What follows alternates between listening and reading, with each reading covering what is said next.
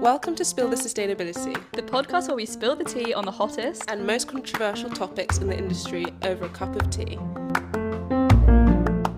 Happy Met Gala Day to everyone who celebrates. Oh my gosh, it will be actually the Met Gala today. Yeah, it will. That's why I was like, we must do this episode today, Rosie.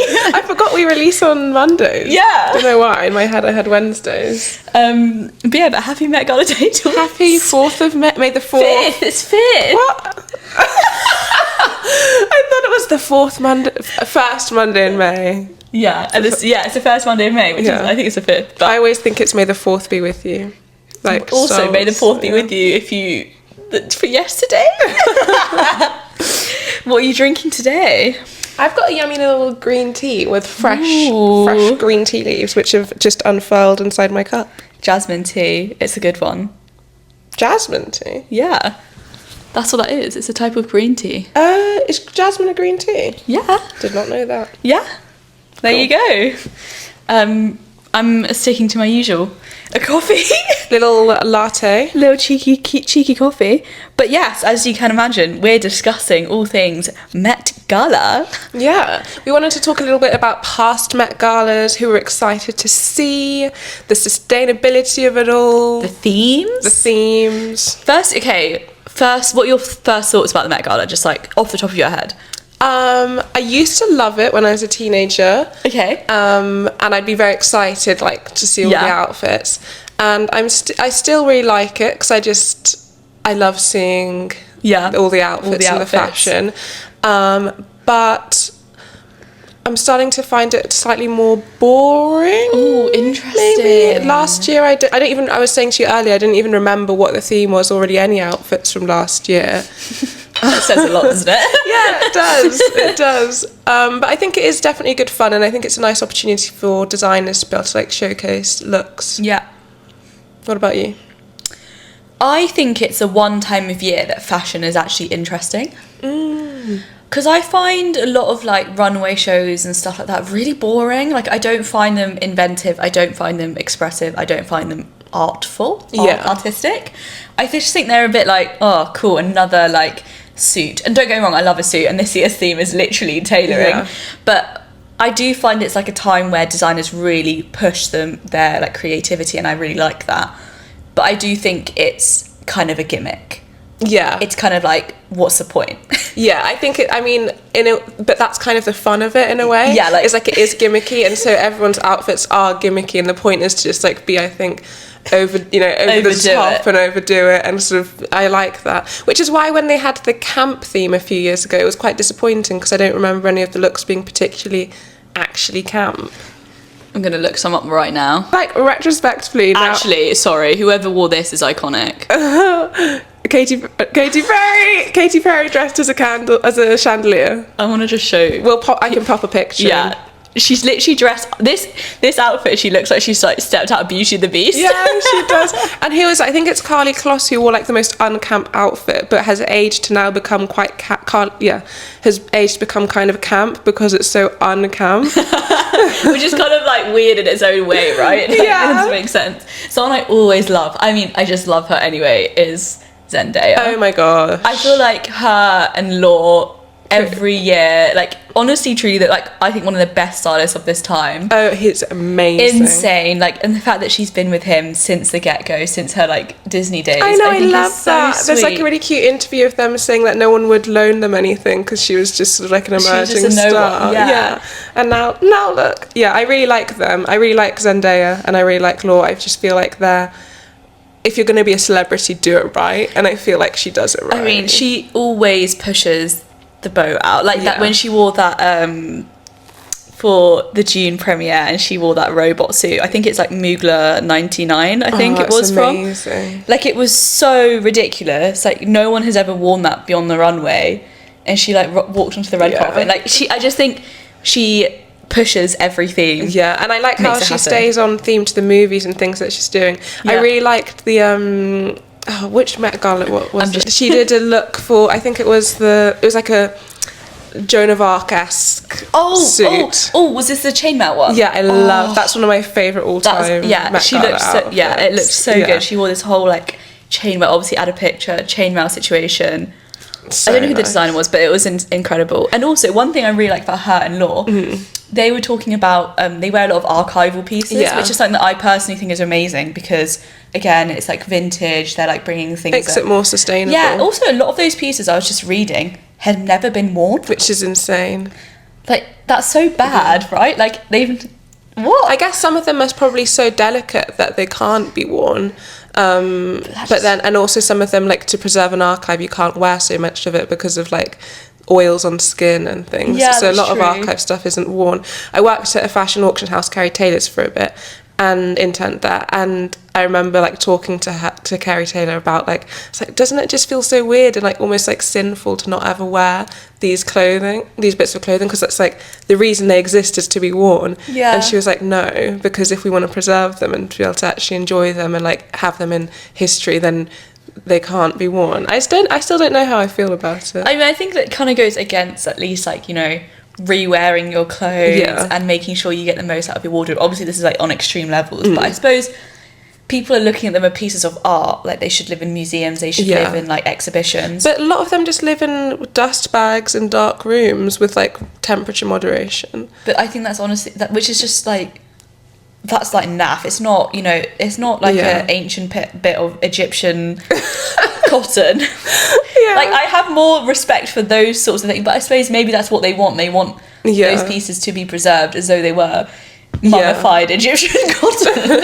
And I guess maybe in 100 years, like, I mean, I would absolutely give my left arm to go and look through, like, I don't know, a Dior archive. Yeah. Like, it would be incredible. Yeah, that is true. And I guess that wouldn't exist if things like this didn't happen. But it's just extreme, isn't it? Yeah. But there was something that they were saying, that Laura and Zendaya were saying, is that a lot of stylists, they sort of like get loaned pieces, but they actually buy a lot of the archive pieces because they want to support the small businesses that are like the archival shops. I don't know what they're called. I also love because they're building a collection, which I think is really cool. But I mean, it's also a business move, right? Because then he can loan it out to other people. Well, I don't know if a lot of it probably gets loaned out. I imagine like what in my mind will happen is like one day they'll both die. Oh my god. And then in the same way that Vivienne Westwood's collection was then like auctioned, it will be like an exhibition and an auction, but of Zendaya and Law. Yeah, to be fair, that's like that. You know, yeah, that's so it's true. Leaving I can't remember the word, but leaving a bit of yourself behind, I guess. That's so extra. But I feel like that would be them though, wouldn't it? I mean, I'd go if I'm not dead already. That's so But yeah, I just think, I don't know, a lot of people turn up in just like weird outfits. Like last year when Doja Cat? Yeah, Doja Cat turned up in a wet t-shirt with nothing else. Oh my gosh. Wait, I don't remember that. Pull it up. We need to see. It was not a vibe. Is it Dipetza? I don't even know who made it, to be honest. I don't even know if it was like a brand, if she was dressed by anyone. Oh, I think it's Dipetza. I actually love that. Do you? I just think it's a bit random. This is in German, but it looks like it. I'd be surprised if it isn't Dipetza, because that's like their whole thing is like wet look stuff. But this is like actual, and then she wore a towel. No, but that's just an IKEA towel. Although who's that dude? Who's the dude? I don't know, I just think this is a bit random. Yeah, do you like it? I like it. Do you? Garden of Time is the theme for last year, right? Yeah, but what does that mean? I don't know, she's wet from swimming in the lake. Mr. Darcy. Pride and Prejudice, is that you? I think maybe I like it like just because I like the look. But maybe for the Met Gala, okay, but questionable. She must have been freezing. I have so many questions because it was an actual wet t-shirt. It wasn't even made to look wet. I don't know. I mean, like, think about Kim Kardashian. That's something we have to talk about, her wearing that Marilyn Monroe dress. Oh. But, like, she can't Did she rip it? Yeah, I think she did. But she couldn't even, like, people can't even walk up the stairs. I imagine, like... Do you remember Tyler in the sand thing when she had to get lifted? Because it was, like, casted onto her. But I feel like that's just what you're saying. It's the gimmick of the Met, isn't it? It's like you're wearing... Basically, the look is just to be worn, what is that, like, maybe 200 metres up those stairs. And then you probably change into something else.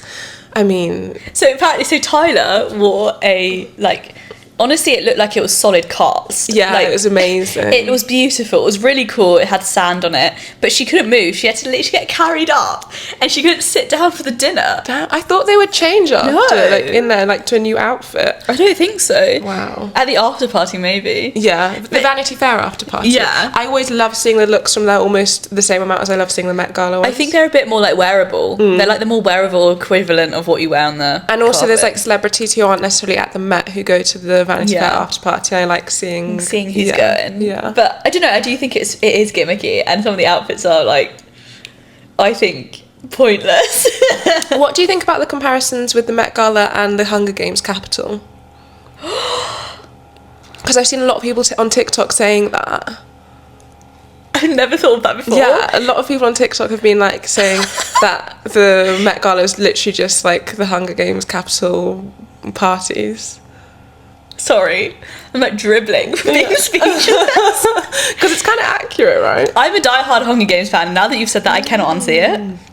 Like, you know, wearing the costumes related to their like district. It's like a story, and it's like really over the top. It's really gimmicky. It's literally meant to be gimmicky. Yeah. And it's so true. It's like hosted by this like ultra rich person who is basically a dictator. I'm not saying that Anna Wintour is a dictator, by the way. Although she kind of is in the fashion space, I would argue. But I mean, it is because so we're doing some research about the like how much or what the Met Gala's for. So basically, it raises money for the Met, but attendees have to pay to go. It's like 50,000 or 75. It was $75,000 US, I think, which is insane. I mean, I think it's brilliant that they're raising money for the Costume Institute, and it's a huge building and everything needs maintaining. It probably takes a lot of money and everything. Yeah. But I think at a certain point, I mean, it's always good to raise money for the arts, but in the saying that, but at a certain point, it's not really about that, is it? It's just about like street cred. yeah. If you get like, this is a weird thing. It's like it's a thing to be invited. Yeah. Like if you get invited, you've made like you are essentially like one of the top people. Yeah. In the world in terms of celebrities, if you're invited. But imagine you got imagine just some random. Like imagine you got invited. You wouldn't be able to go. Like who has 75k? Well, probably a lot of these celebrities. But like that's a lot of money. Yeah, it is a lot of money. But also, like, you get invited, you have to pay to go. Yeah, I guess it's an honour. And also, when you're rich, I guess it's a philanthropic. I don't know what that means, so... Philanthropy. You know, when you do, like, what Iron Man does, when you're, like, really wealthy and you give back. You give back, yeah. So, I guess for celebrities, that's what going to the Met Gala really is. I don't think they care. I think they're paying for a press ticket. I do agree, but I think that, you know... they can say it's for a good cause. Yeah. I'm excited to see I'm excited to see if Blake Lively gets invited, because she's usually a very regular attendee, but have you been... I do know about a lot of the stick that she's been through, like... part of? I don't know. What's wrong with her? Like, the whole thing really bizarre. And, like, obviously her film, which was about, like, an abusive relationship, promoting her alcohol brand, talking about like it, just all of it together. Wear your flowers and go to the cinema with the girls. Like, no, bad. I'm intrigued to know she's invited as well, because she's always people's like one of the top people people look for. Yeah. So it'd be interesting. And she really they're really well thought out outfits. Like there's a Vogue. Her outfits are good, to be fair. Yeah, there's that colour changing dress that she did. Like she's really they're amazing. So I do hope that she's there, because she's one of the people I always look forward to seeing. Yeah, because her outfits are actually cool. And then Rihanna as well, but I feel like she hasn't been there for ages. But I love Rihanna and A$AP Rocky. I think they will be there, but they've also just had kids and stuff. I know, but bring the babies. Bring the babies. I reckon they will, because again, like, if you get invited and you have the money, it's a press opportunity. That sounds really bad, but someone like Rihanna, she's obviously like not in the current limelight. She's always like going to be famous. But it's just like, it's almost like it gives Mariah Carey coming out at Christmas. Yeah. You know, like getting rolled out once a year to do the rounds and then they go back again. That's kind of how I feel about it for some of the celebrities that go. Yeah, I remember I was saying earlier, James Charles went. There's like a whole thing like James Charles went, and I think a few other YouTubers, but he's the one I remember. And I'm like, who approved that? Anna Wintour does it. You know, she does the guest list. Anna Wintour. Are you under a rock? Like, I was so confused by that, because not only like I'm not even going to say I like James Charles. He's a deeply problematic person, and like lately there's been even more and more awful things coming out about him. But he's also just like not fashionable. Like scrap his just like general like morals. He's like not stylish. Scrap his morals. We don't care. And so why is he there? Because we know fashion often turns a blind eye to bad behaviour, but at least you like to think that they would only allow well-dressed people.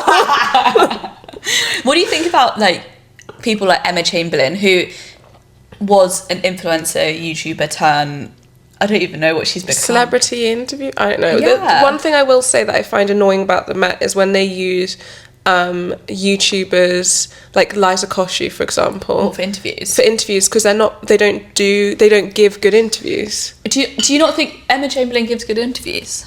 I think they're fine, but I think like for example, Chicken Shop date girl Amelia I don't know how to say her last name. Yeah, Dinberg. Yeah, absolute. She's a fantastic interviewer. I think she will be there. I reckon she'll be there. Yeah, she's been doing more and more things. She did the Oscars. I mean, yes, I need to see her everywhere. Yeah, I love her so much. She's so funny. Really, she's so sarcastic, and it's funny to watch.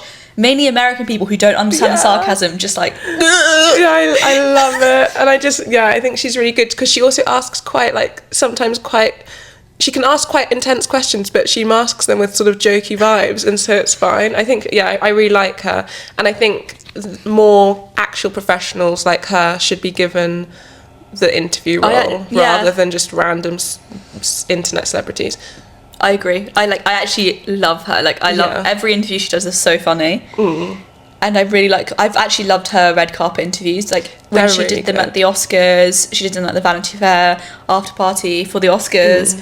I just think as you said, she's a really good interviewer. So why would she not be? Yeah, because also she knows these people, but she's not friends with them. Whereas Emma Chamberlain, when she's like interviewing people like Gigi Hadid and things, like she's just being friends. And so like I don't want to see you just have a banter that I don't understand any of the context of. Do you know what I mean? I always feel very included when I watch Amelia interview people. Sorry, we love you, Amelia. No, I know what you mean. I also think maybe because you know her as like the chicken shop girl, and if you're from the UK, you'll know about the chicken shops. Like there's a chicken shop on every high street that does fried chicken, and it's kind of part of our culture. It literally there's literally one like over there. You know, like they are really iconic, and the fact she interviews some of the biggest names in like, I'm gonna call it the showbiz world, like at these chicken shops and like, you know, the videos where they like clip to like the manager, the people frying the chicken. I just love it. Like there's such a contradiction, but I think she kind of is a really good in-between as like an everyday person who has, you know, experience just living a normal life and also the like celebrity lifestyle. But I think that's why the interviews are so funny. I agree, because there was also a scandal a while ago where these two random like, I think podcast YouTube girls interviewed someone super famous, and then someone like Chapel Roan came past and they were like, oh, Chapel like completely interrupted him and were like, okay, bye, and then like started shouting over him and didn't let him even finish talking, and it was really bad. And I just thought that is so unprofessional, and like an actual journalist would know how to end that quickly and then get the next guest without being rude like that. That's really bad. That's not how you handle I felt so like bad for this guy. I was like, you poor man. But I'm excited for the Met, and if you had to go, who would you be dressed by? Oh, Lord, 100%, because I'm here for the weird vibes. Like every outfit that girl has worn, I've been like, I would wear that because they're so outrageous. Like that's like, I feel like I bring about that into my dressing anyway, so like why not take it further? But I feel like I would tell him I'd want colour. Because he keeps it quite like... She's worn some really colourful outfits, but last year's outfit was, I actually would say like one of my least favourite Met Gala outfits that she's worn. It was literally just like a black gown with like a floral headpiece. I can't remember it. Didn't it do something cool or something? I feel like there was some context. Cool. Did she change? I don't know. There's always something, usually. But I would want to wear, like, colour, obviously. What about you? Who would you be dressed by? If I had to pick a designer, I love actually, I take that back. No, that's a different Yeah. look to what I was thinking of. No, I do like that look. Yeah. Sorry, I thought it was this one, which I don't like as much. Yeah, I love the forbidden fruit vibes and moody gown. No, I do actually love that. She looks like she'd be just fantastic, like Bellatrix in Harry Potter or something. Oh my gosh, yes. Yeah. This is very Eve trying to buy the apple. Yeah, or she already and bit her that pomegranate. apple. You know, Yeah. if you know, you know. Yeah, exactly. Yeah. She's turned to the dark side. Yeah. What about you? I don't know. Maybe like Mugler or like Jean-Paul Gaultier, something like that. I can absolutely see you smashing a Jean-Paul Gaultier. Thank you. But like it's very you, like the lot of like corsetry, the lace, the like lace. In saying that, maybe something like I don't know. I wouldn't mind like a serious ball gown. I could see you in a Prada or like a Dior. Yeah, like I wouldn't Dior mind like encrusted gown. a Dior, like, you know, the New Look-esque one. Yeah. Yeah, I don't know. I just think it is whimsical. It's silly. Yeah, it's nice. It's nice. It's nice. So this year's theme is, what was it called? Like tailoring. Super fine tailoring black style. No, I don't think it's that. It's called like tailoring for me, tailored to you. I think. Oh. What's it called? What is this year's theme called? Super fine. It's called super fine, isn't it? Is it? Maybe it is. Oh, is this what this is? It's inspired by a book. Oh. A fashion book. Oh no, announced the Met Code is tailored for you. The code is called Tailored for You. It's based on that book, yes. Yeah. Do you know why I'm excited about this? Because firstly, me and you, we both love 40s, 50s, 60s suits, tailoring.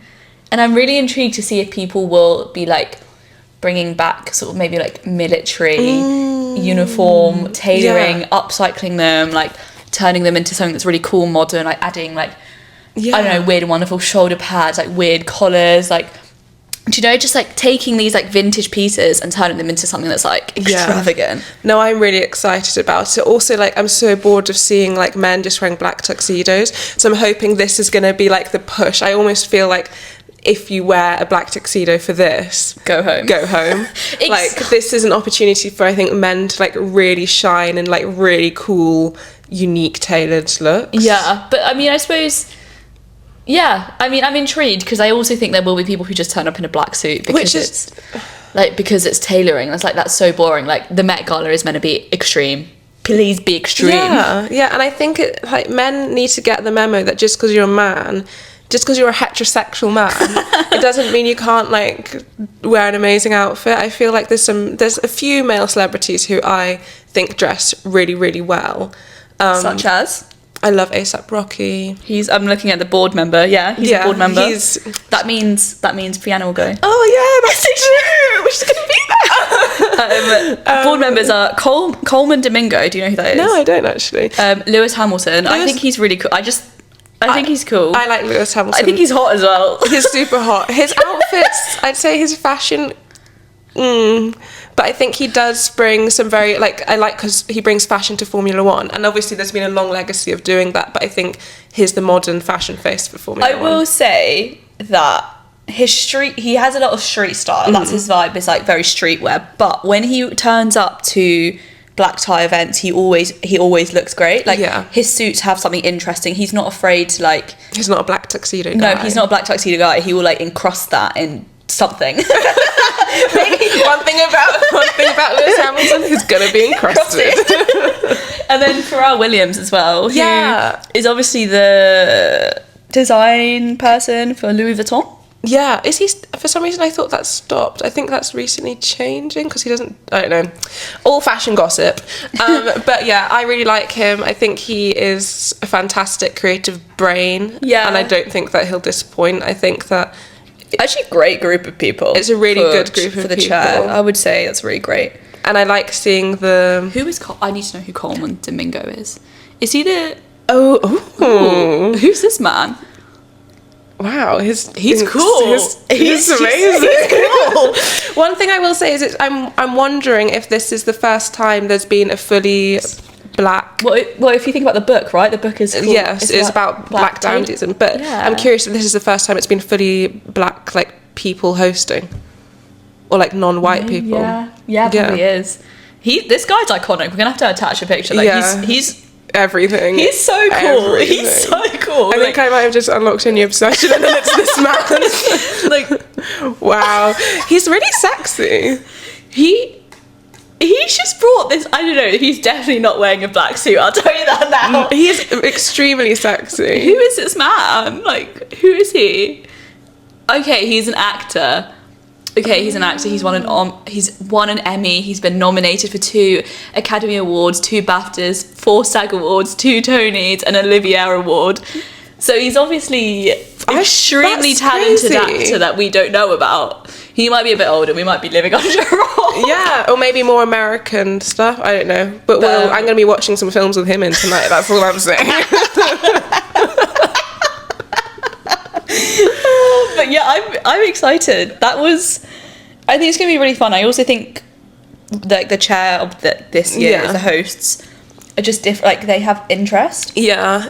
Like, all of them, I just realised all of them are like doing their own thing in their own space, right? Yeah, I think it's really cool. I'm curious to see, because the theme is very much grounded in like blackness, how white people work with it, because I think it's going to be an amazing way to showcase like black designers and like culture and it's going to be a really great way to show appreciation, and also to just, I don't know, tailoring doesn't have to be like just black, obviously, but I think the main takeaway for this, if I was going, would be to showcase like, you know, the culture behind it in some way. So I'm interested to see if, you know, how and if the white guests are able to do that, especially because in America it's so like... What's difficult, I think, is that a lot of the celebrities get dressed by a certain designer, and a lot of the designers aren't like, you know, the top end designers. They have white men as their creative directors, who are the people who will be designing it. It'll be really interesting to see if there'll be like a new wave of like being dressed by some emerging designers who have like that, who are like black or whatever, you know, to celebrate their heritage. Because I think it's a really difficult one, because I guarantee you in the press there'll be people saying like, oh my god, this white person is wearing like this piece which is really rooted in black history, that's so like bad. But then if they were dressed by a black designer who is happy to dress a white person in that to celebrate that, that's what I mean, appreciating. I think it's really different. But I always will say that someone will say it's not appreciation, and it's I think it's also just very difficult, because the way in the UK we manage, I think, appreciation and appropriation is very different than they do in the US. I think that here, like for example, Notting Hill Carnival, I remember a picture of Adele went viral because she was wearing like carnival get-up, and everyone was like, yeah, that's just Adele wearing her carnival get-up. Like, she did have cornrows though. She did get done for the cornrows, but nobody really cared that she was wearing like, you know, a look. Like everyone, it felt very much appreciated, and she was just like getting involved with her friends, the culture. It didn't seem like bad. Whereas in America, Adele nearly got cancelled. I just think maybe cancel culture is just much more rife in America, because I think here we have, I would argue that we're quite good in this country. Obviously, pinch of salt, because there's places that aren't, but like, we do have quite a nice, I think, way of like a community combining and having different cultures and communities, or at least, you know, try to. And I think that's where it's really nice that people can go to carnival, a white person can go to carnival dressed in full carnival outfit. But I will say in the last few years I've seen more and more people saying like, oh, white people can't wear that, white people can't do this, because it's like our culture. And I find that really difficult, because if you want people to integrate, you need people to experience each other's cultures and take part in each other's cultures. Yeah, I think cultural sharing is really, really important. And I think maybe because people are becoming more and more, more aware of the systemic imbalances, that's becoming reflected in people wanting to then safeguard their cultures in a more intense way. Yeah, which is in some ways like actually isolating yourself from creating that community of like mixed raceness, I suppose. Yeah. But I think it's really difficult. I think I was just thinking about, you know, if I have friends who are Hindu, for example, and if they invited me to like Diwali or something, that would be, you know, if you're being like personally invited, you take part and they want you to take part in that. Whereas I think on a big scale where it's like carnival, it's really it's not like someone's personally inviting you to take part. It's like a big massive event that you can just turn up at, so it's slightly different, which is I think maybe where some people find that's appropriation instead. I think also because people think of carnival as being like a black thing, whereas it's actually a Caribbean thing. I'm not Caribbean, do you know what I mean? Yeah. Like, it's understanding, like, it's not just black, it's like a specific culture, and appreciating that, I think. And I think that's when it gets a bit tricky, is just grouping people in weird ways. You know what I mean? Like, all Indian people are not the same. No, do you know what I mean? Exactly. Like, just because you're black, it doesn't mean you celebrate the same things. Yeah. Or like you have this, there'll be differences in your culture. Just because you're black, you're not gonna have the same thing. Yeah, it's the same. Like when I think about, like, for example, Chinese people, like there's, you know, we have what you celebrate in Hong Kong might be different to what you celebrate in China, just because they're different. Just because they're both Chinese, it doesn't mean it's the same. It's the same. Exactly. So I'm interested to see, kind of tangenty, but I think important and relevant to this, how it goes down at the Met Gala, especially because, like, dandyism's rooted in, like, quite, like, it's not just, you know, fun tailoring, it's rooted in sort of reclaiming the body during the Atlantic slave trade. Like, that's like the very, very beginning origins of it. So it isn't just it isn't light, if that makes sense. No. So I think if we're going, like, deep into the history like that, it does need to be handled with care. And in the book that it's sort of based on, it does talk about the history and everything like that. So I don't know. Oh, it's a really tricky one. It is tricky, because I think there'll be people who push the boundaries, and it'll just be interesting. But I actually, to be honest, I think most people will just go for, like, nice tailoring. I think so, because I don't think they want to offend anyone, which I get that. And obviously that if you're working with a black designer, I think they might push that a little bit more and go into that heritage and go into that sort of, like, culture a little bit more. But I would imagine most people, out of just, like, kindness and respect, would just go for, like, tailoring full stop, like, not necessarily specific to, like, dandyism. But dandyism, I mean, Dandy Wellington, shout out. I was actually thinking, I was like, Dandy Wellington, that makes sense. Like, is his name actually Dandy? Now I have so many questions. He's the ultimate, I think, for me, one of the ultimate modern dandies. Yeah, literally. He is. We love him. We love you, Dandy. And we actually should get him on the podcast. Yes. I can read your mind. And I think that's something that I think will be relevant in this Met Gala, is you can dress vintage style and not have those values. And I think that's really important to note. Just because someone's wearing something maybe from a certain decade or inspired by that time, it doesn't mean they're upholding those values. I think it's really important to note that, especially now, because people are having such conservative values. I think it's important that people sort of are clear. Also, people are very quick to judge. Like, really quick to judge. I think, you know, I sometimes do it and I'm like, whoa, I need to, like, calm down. That's not it. Where you, like, look at someone and you immediately think, oh, they're wearing that, so they're obviously, like, this type of person with these beliefs. Like, that's, like, we need to actually pull ourselves back and go, no, just because they're dressing a certain way or look a certain way, they're not necessarily going to believe those things related to that form of fashion. We literally talked about this in the last episode, the 2 episodes before, about conservative fashion and, like, that change and how, like, fashion's related to politics. And I think it's the same, but I think as people we have, like, it's down human to instincts and survival instincts to like, judge books by covers. But, like, it's down to us to try and unlearn that and go, like, just because someone's dressing in a certain way doesn't mean they have those values as well. Because a few people in the past have been like, if you could be, you know, born in a specific fashion generation, when would it be? And I'm like, oh, I'd love to be, I don't know, Victorian. And they're like, oh, but you wouldn't have had rights. And I'm like, you said fashion, not like not politics. Yeah, like, damn. Or, like, they'll be like, but you wouldn't be able to, like, wear the good outfits because you'd probably be a slave. And I'm like, genuinely happened to me in school. What the hell? And I was like, girl, what? Okay, sorry, damn, I guess I'll just only exist in modern time and I can't be enjoying any other fashion periods. So just because you enjoy vintage fashion doesn't mean you have to have the values. And I always... Sorry, I'm still getting over that someone said that to you. That's awful. Like, I shouldn't laugh. No, but we laugh now. And, like, that's one of the things I relish, actually, about wearing antique clothing, is, like, when I wear a Victorian, like, little jacket, I'm like... roll in your grave. So vengeance funny. is sweet. Oh god. But yeah, I'm very excited for the Met Gala. On that note, she's really excited, if you didn't know. If you got invited and you had the money, would you go? Is it random. This. I feel like this is the exact same response to me going to space. I think I would. I would go. I'd 100% go. I think it'd be a once in a lifetime opportunity. Although I will say that back to the Hunger Games thing, I think that there is a little bit like something that has to be noted of like these extreme displays of wealth in the current socio-economic. I don't even think it's current. I just think it's across ongoing.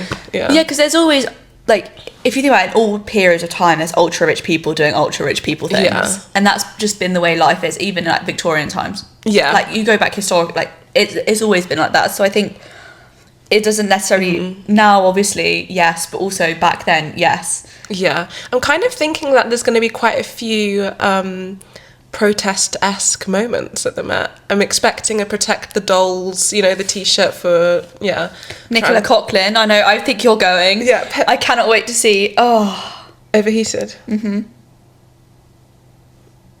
Well, we're nearly done with 36 minutes in. Let's just finish and I'll put a loading thing in. I'm so sorry for the YouTubers. We did put the camera in the freezer. Yeah, we did. It just overheats. It's so hot today. It's 25 degrees. So I need to find a cooler to put round it. Yeah. Pedro Pascal. I hope that he'll be there wearing his Protect the Dolls t-shirt underneath his suit. Rip it off like Superman. Or he might wear a suit in like trans colours or something. That would be nice. And then I imagine we'll probably see some free Palestine. Oh yeah, we'll see some watermelons as well. Yeah, I hope so. As in like because of the colours, not as in. I just need to make sure. I die. That's so funny. But that's something that I could see being like a thing of like so and so wore watermelon. They're racist. No, it's actually just pro-Palestine. Yeah, like it's the flag colours people. Like, do you not know where that comes from? Oh dear. But yeah, I'm hoping that we'll see some protest-inspired looks. I think that would align really well with the theme anyway, because it is 100%.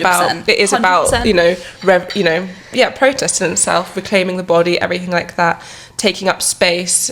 And I feel like bringing protest into that in small ways would align perfectly with the theme. Yeah, I really hope people do, but we'll see. Yeah. On that note, bye guys. Bye. We can't even say bye. And we'll see you after the Met Gala. Yeah, maybe we can have a little. Maybe we'll judge the looks. Yeah, maybe in the next episode we'll judge the looks and then start the episode. Yeah. Okay. Bye. Bye. Thank you for listening to this week's episode. If you want to see more from us, you can follow us on socials at Rosie and Izzy Manuel. Bye.